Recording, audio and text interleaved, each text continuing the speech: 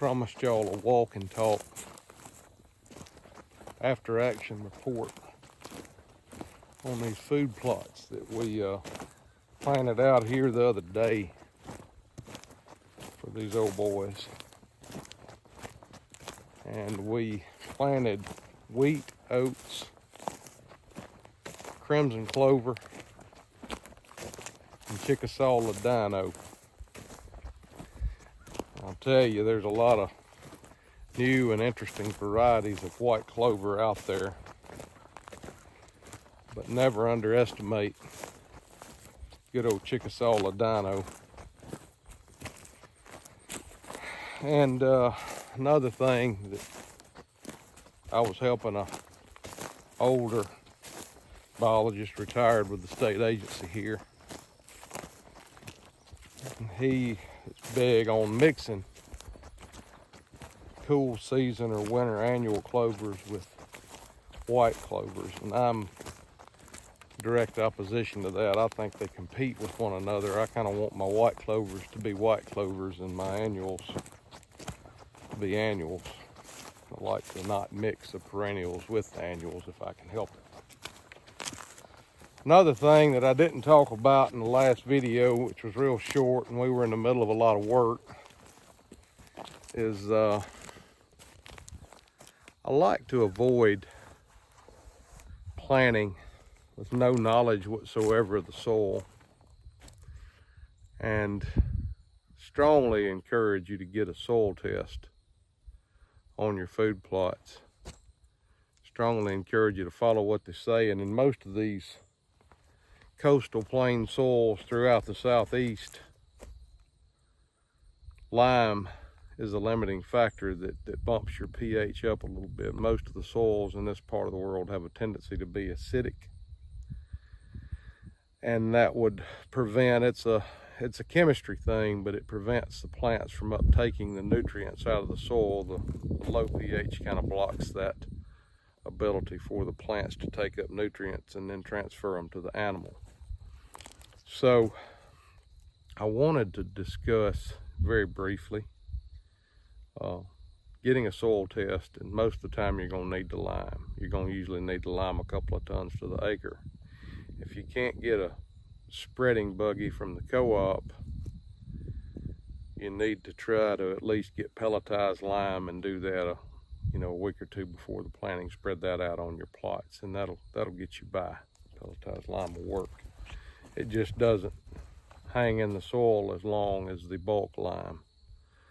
So with that, I wanted to show y'all these plots after we got done planting them and let y'all be the judge of our success.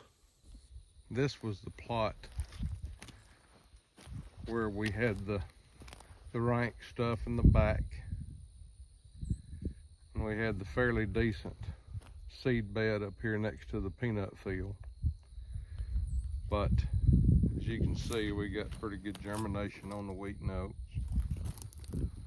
Not seeing a ton of clover yet, but see, we got a lot of grain picking out here. Good attractant. This will definitely help you, or help these guys, get their deer taken. We do have one or two. Let's see if I can find it again. There it is right there. One little clover plant coming up right there. There's another one right there. So the clover is beginning to come up.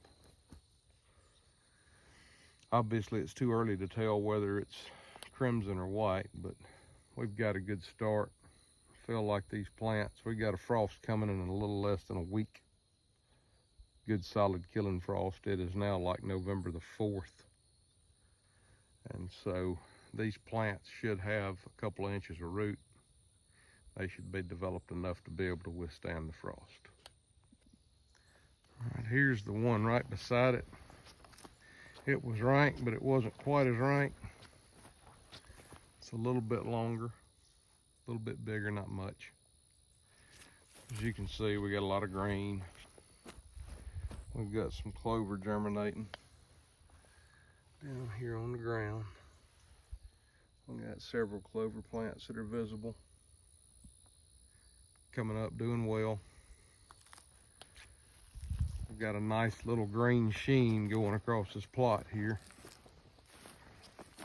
We did use triple 13 fertilizer.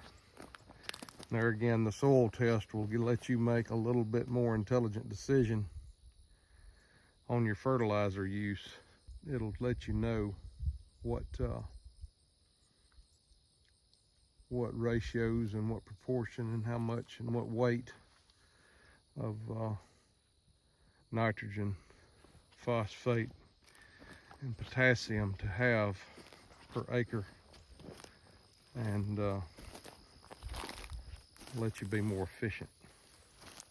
We use triple 13 on this one. I would have preferred 824-24, but it wasn't available. The only thing it had was 020-20, and my partner on this job didn't want to use 020-20. So there she is. I can call this little exercise, this little job, nothing but a success. These boys will have them some killing plots to hunt on this little lease this year, and I think this should get them through the season in fine fashion. Wanted to show you one more plot got out here. It's in an interesting spot. You know, there's the old ubiquitous Sportsman's Condo, but it's in a pretty decent location. Could be more well hid in my opinion, but that's that. I'm big on hiding. But this plot was nothing but wheat and oats and fertilizer. It's right here on the edge of an ag field.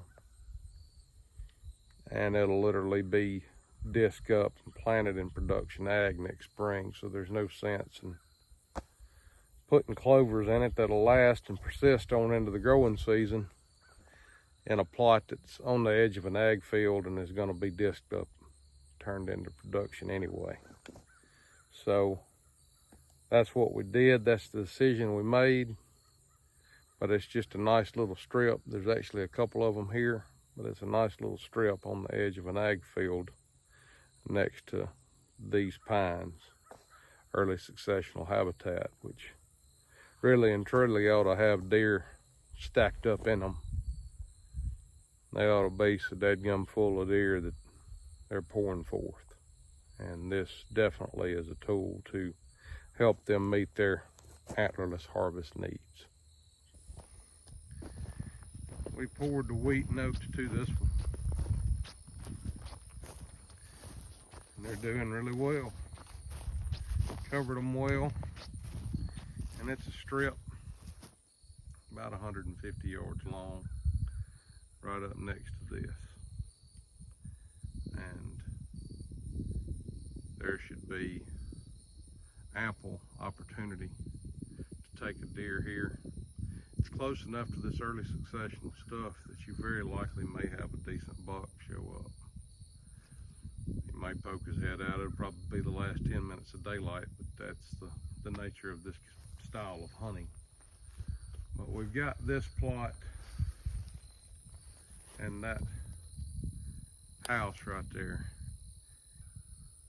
Right down there off that point of woods there's another little plot. So we've got a little bit of production, little green sheen going on. So I'm very pleased with the success of these. I feel like these old boys ought to be cooking with hot grease. I'll wind this food plot talk up. I've got a few more videos of some of my plots. I'm going to piggyback, segue off of this into something a little different. Mine are small too, because there again, when you're working with small acreage, you only got an acre or so, usually less to work with. But you can take it to the limit, some of these smaller plots based on your plant selection. You start getting into the better, higher quality clovers. You can pump out some tonnage all the way into the growing season with them and feed deer from, let's just say November all the way through May to June, getting right there next to fawning season when the does are needing to lay down and they've got a lot of stress coming up. You can put them into the into the fawning season in a lot better shape. So I'm going to talk about some of the plant selections I made in my food plots at home, and also I'll show you some of the habitat adjacent to them, and show you what a more appropriate deer density should look like. Also got a little discussion that we're going to have there. I had a growing season burn this summer, and we'll do a little discussion of that too. I'm not sure whether I'm going to piggyback that on this video or just do a complete separate video. And I'm leaning toward a complete separate video at the moment, but this one's getting a little long. This is one of my plots, and there's some junk in it because I planted it back the last week of September. It's now the end of October. But I've got some wheat and oats and a little bit of, that's Balansia fixation and Frosty Berseem. That was recommended to me by Bronson Strickland down at Mississippi State years ago. And I've got this plot set up next to some native grass, surrounded by mixed hardwood, mostly Shumard, oak, hickory, a few white oaks, post oaks, and a sprinkling of pine here, there, and yonder. This is my other smaller killing plot, right next to that stuff that's been treated. You can see it's right here in a little creek drain. 20-year-old woods here to the east. This is my other plot. Again, there's a little junk in it, but she's coming along nicely. About a month old. Got some Balansia fixation, Frosty Berseem, wheat and oats. 8/24/24. We had some soil tests done on this. We're right here on the edge of the Black Prairie, so we don't have a pH issue. But I appreciate all the support, and anybody that wants to try to garner a little bit of wisdom, or a little bit of unwisdom sometimes, you feel free to check it out, share it, like and subscribe, and I definitely appreciate everybody.